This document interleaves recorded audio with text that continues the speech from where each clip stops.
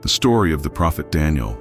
The towers of Babylon shone under the scorching sun, standing as witnesses to an empire that believed itself eternal.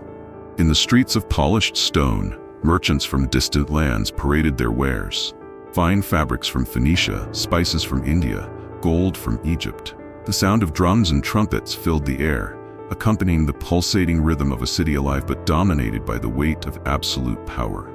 From the height of his golden palace, Nebuchadnezzar, the king whose word was law, contemplated everything with a look that was at once triumphant and restless. Despite all the glory around him, he was tormented by something invisible, a premonition that kept him from his rest. That night, when silence enveloped Babylon, the king was startled by a strange dream. He saw a colossal statue, magnificent and terrifying in appearance. Its head was made of pure gold, shining like the rising sun. The chest and arms were of silver, shining but less glorious. The belly and thighs of bronze seemed sturdy, while the legs of iron exuded unbreakable strength. Finally, the feet, made of a mixture of iron and clay, gave the statue an unstable appearance, as if something were about to collapse. Suddenly, a stone, cut without human hands, appeared and struck the feet of the statue. In an instant, the entire structure collapsed, reduced to dust that was carried away by the wind. The stone, in turn, grew until it became a mountain that filled the entire earth. Nebuchadnezzar woke up with a start, in a cold sweat. The sight disturbed him so much that he could not go back to sleep. The next day, the king summoned all the magicians, enchanters, and astrologers in his court. In a serious tone, he declared, "I have had a dream that torments me.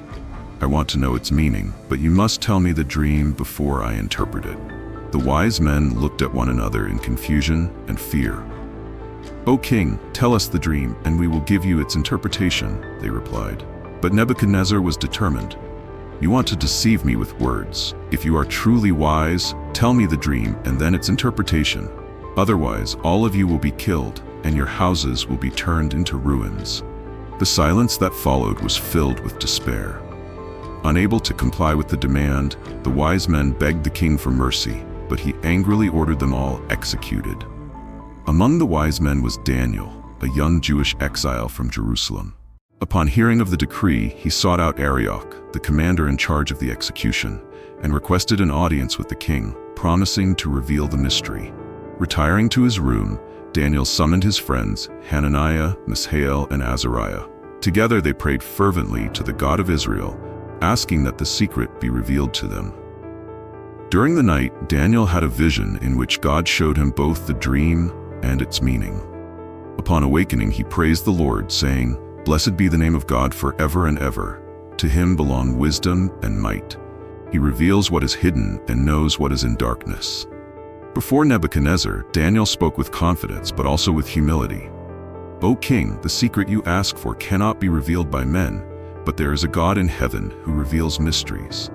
He has shown you what will happen in the future." Daniel described the statue in detail, exactly as the king had seen it, and then explained its meaning. The head of gold represents the kingdom of Babylon, glorious and powerful, but fleeting. The chest and arms of silver symbolize the empire of the Medes and Persians, which will succeed it. The belly and thighs of bronze represent the Greek Empire, which will dominate many nations. The legs of iron are the Roman Empire, strong and unforgiving. The feet of iron mixed with clay represent divided kingdoms, fragile and incapable of uniting. The stone that destroyed the statue is the kingdom of God, which will be eternal and never to be destroyed. It will prevail over all human kingdoms and will endure forever. Nebuchadnezzar's face lit up with amazement and admiration. He prostrated himself before Daniel and declared, "Surely your God is the God of gods and the Lord of kings." He honored Daniel with gifts and appointed him governor over the entire province of Babylon and chief of all the wise men. Years passed, and Daniel continued to serve with integrity under different kings. During the reign of Darius, the jealousy of other officials again put him in danger.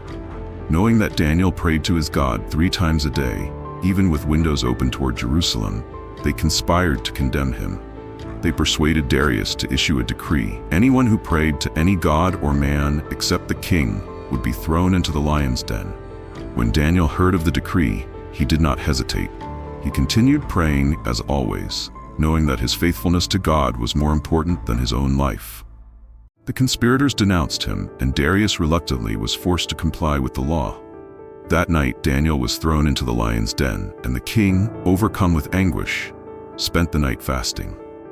At dawn, he ran to the den and called out in a voice filled with hope and fear, "Daniel, servant of the living God, has your God been able to deliver you?" A voice answered from within, "O king, live forever. My God sent his angel, and he shut the lions' mouths.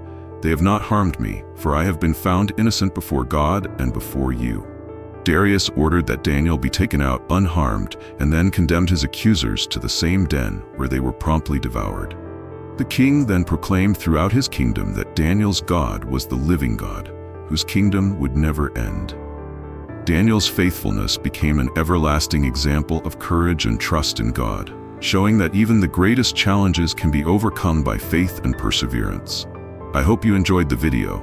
Remember to subscribe to the channel and activate notifications to continue watching us. Hugs, and stay with God.